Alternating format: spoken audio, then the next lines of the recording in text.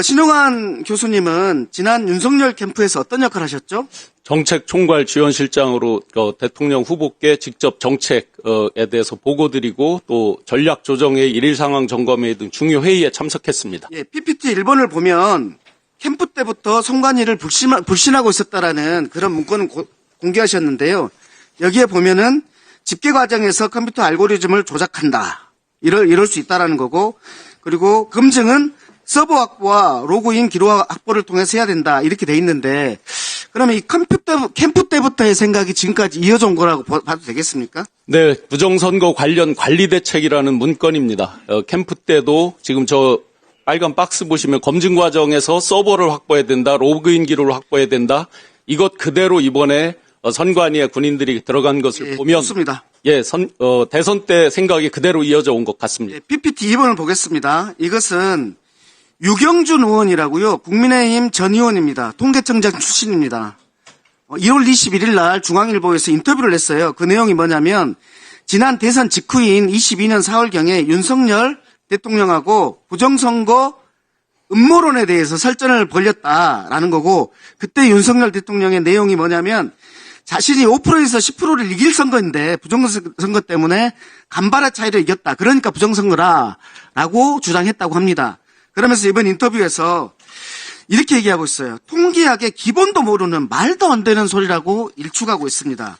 질문하겠습니다.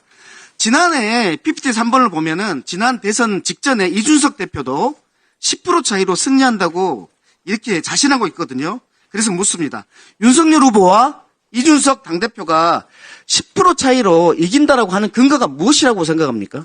명태균 씨가 1차에부터 9차까지 2022년 2월 28일부터 3월 8일까지 9차례 매일매일 조사를 합니다. 거기에 보고에 보면 약 5에서 10%를 계속 당시 윤석열 후보가 이기는 걸로 돼 있습니다. 마지막 9차 보고서에 보시면 9.1% 이기는 것으로 나와 있고 봉황무늬에 금색으로 당선 확실이라고 되어 있습니다. 즉 9.1% 봉황무늬 당선 확실 이런 것들이 윤석열 당시 후보에게 확신을 심어줬다고 생각합니다. 그러니까 10%이 승리 얘기는 명태균 보고서에 근거가 있을 것이다.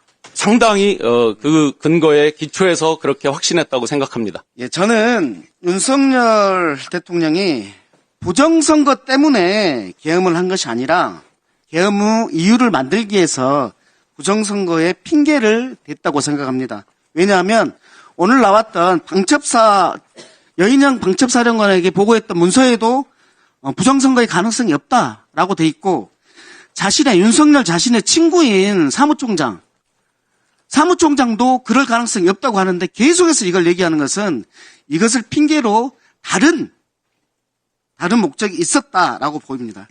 우리 참고인 명태균 사건과 관련해서 좀 물을게요. 창원지검 다녀오셨죠? 네, 조사받았습니다. 예, 참고인 조사에서 대통령 검찰에 비호한다는 느낌 받았습니까? 제가 조사받을 당시에는 윤석열, 김건희 두 분에 대해서도 팩트에 대해서는 소상히 체크를 한다라고 그런 느낌을 받았습니다. 명태균 씨는 20일 날 자신의 재판에서 이렇게 얘기했어요.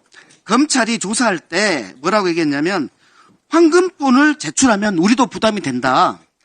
그래서 전자레인지에서 돌려서 폐기해라. 나는 아이폰을 쓴다. 비밀번호가 16자리다. 다음에 당신도 이렇게 써라. 라고 말했다고 하는데 이렇게 검찰이 이렇게 회유한 이유가 무엇이라고 생각합니까?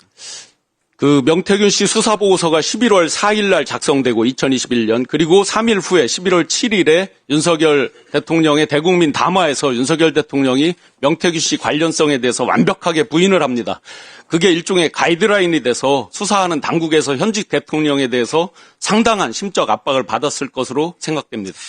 그러면 12월 2일 날 강혜경 씨가 명태균 PC를 되돌려달라고 한 것도 있는데 그런 압박이 계속 작용해서 이번 계엄이 있었을 것이라고 생각한다는 거죠? 제가 소상히 자료를 제출한 것과 그리고 강혜경 씨가 PC를 돌려달라고 한 것 그리고 명태균 변호인들이 휴대폰을 제출할 수 있다는 것 이런 것들이 큰 압박이 됐을 거라고 그리고 봅니다. 그 하나만 더 물을게요. 그 명태균 씨의 엉터리 비공개 여론조사가 있는데 이 역할 외에도 명태균의 다른 역할들이 있었다고 보이는데 이것은 어떻습니까? 캠프에 상당한 역할을 한 게 경선 룰과 경선 일자 시간이 바꾸는 없으니까 것까지 영향을 미쳤다고 봅니다. 이거 하고 이 부분 하나 하고 그리고 네, 그렇게 해주세요.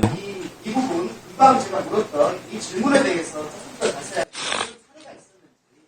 네, 수사보고서에 8월 19일자, 2021년 8월 19일자를 보면 명태균 씨가 먼저 김건희 씨에게 경선 룰과 일정에 대한 걸 중앙당 누군가로부터 받아서 김건희 여사에게 보내는 게 있습니다.